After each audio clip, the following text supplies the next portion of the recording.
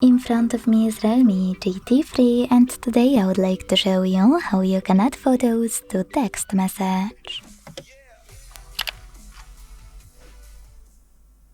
Begin by launching Messages app and selecting or creating a chat. When you finished, use this plus icon at the bottom left corner.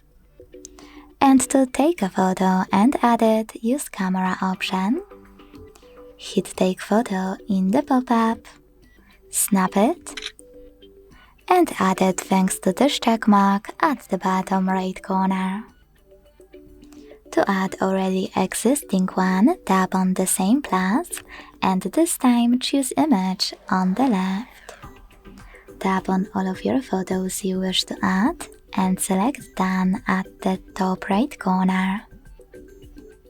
If you can't find your photos, click on Image again. This time select Photos at the top left corner and look for your photo in one of your Photos apps. Click on the chosen one, tap on a photo, and use this check mark at the top right corner to confirm your choice. Then select Done again.